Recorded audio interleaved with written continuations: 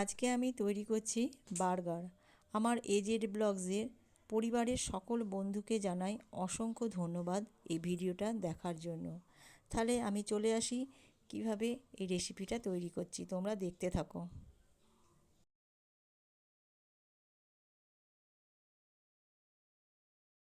প্রথমে আমি পেঁয়াজ ক্যাপসিকাম সেদ্ধ ভেজে নিচ্ছি কুচি কুচি করে কেটে, সাথে দিয়েছি কাঁচা লঙ্কা আর আলুটাকে আমি সেদ্ধ করে নিয়েছি। পেঁয়াজ কাঁচা লঙ্কা সমস্তগুলো আমি ভালো করে ভেজে নেব।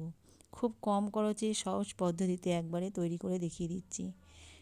পেঁয়াজ আর কাঁচা লঙ্কা ভেজে নিয়ে রসুনও দিয়ে দিয়েছি। এরপরে দিয়ে দিলাম আমি ছোট্ট ছোট্ট করে কাটা ক্যাপসিকামগুলো ভালো করে আমি বেশ নেড়ে নেব। বেশ হালকা করে নিয়ে নিলাম। দিয়ে দিলাম একটু গোলমরিচের গুঁড়ো, বেশ টেস্ট হওয়ার জন্য। তোমরা থাকলে দেবে, না থাকলে নাও দিতে পারো। এগুলোকে ভালো করে আমি নেড়ে নিচ্ছি।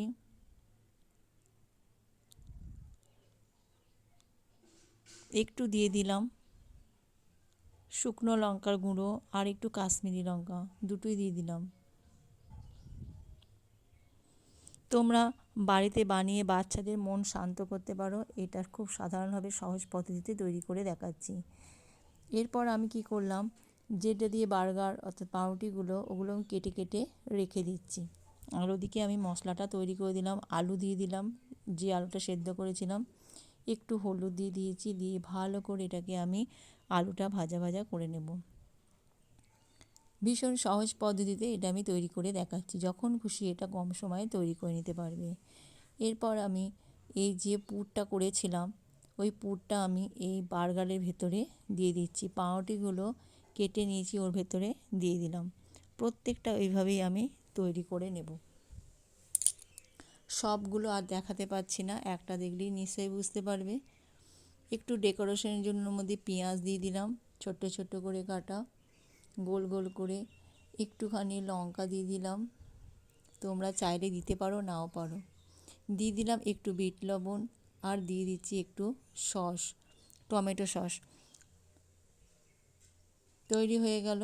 এরপর এটাকে আমি চিপে দিলাম ভালো করে। সবগুলো এইভাবে তৈরি করে রেখে দিয়েছি। ওদিকে আমি তাওয়া গরম করতে দিয়েছি। এগুলো তৈরি করে প্রত্যেকটা তৈরি করে রেখে দিয়েছি তাওয়াতে। তাওয়া গরম হয়ে গিয়ে ওর মধ্যে দিয়ে দিলাম বাটার। বাটারটা বেশ গলিয়ে নেব ভাজা ভাজা করে। এরপর যে সমস্ত বার্গারগুলো আমি তৈরি করেছি পাউরুটি দিয়ে, ওগুলো আমি বেশ এপিট ওপিট করে ভেজে নেব তাওয়াতে দিয়ে। তাওয়াতে আমি চারিপাশটা দিয়ে দিচ্ছি। বুঝতেই পারছো কেন মাঝখানটা দিচ্ছি না, সেটা আর বললাম না।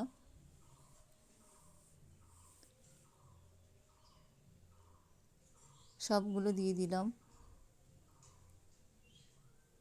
এরপর এগুলো ভালো করে আমি এপিট ওপিট করে ভেজে নেব।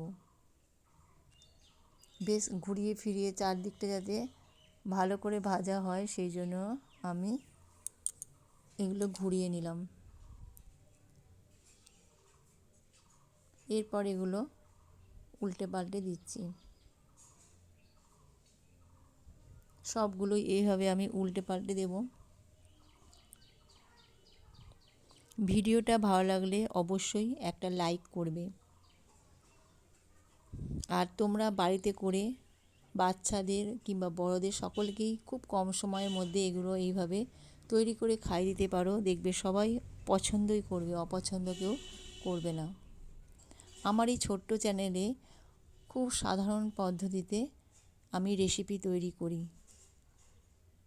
আমার বার্গারগুলো তৈরি হয়ে গেছে। এবার একটু ডেকোরেশনের জন্য আমি ডিশের মধ্যে সাজিয়ে নিলাম।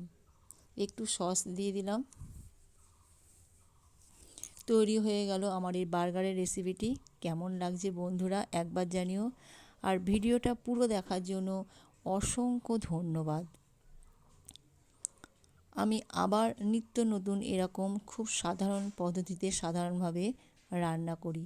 তোমরা দেখতে থাকো, দেখো খুব ভালো লাগবে। আর যারা সাবস্ক্রাইব করোনি তারা সাবস্ক্রাইব করে দিও। একটু লেবুর রস দিয়ে দিচ্ছি আরও ভালো লাগার জন্য। খেতেও খুব টেস্টি হয় আর সত্যিই খুব খেতে ভালোও হয়েছিল। ফিরে আসবো আবার একটা নতুন রেসিপি নিয়ে তোমরা ভালো থেকো, সুস্থ থেকো, আর নিত্য নতুন আমার ভিডিওটা দেখে আমার পাশে থেকো।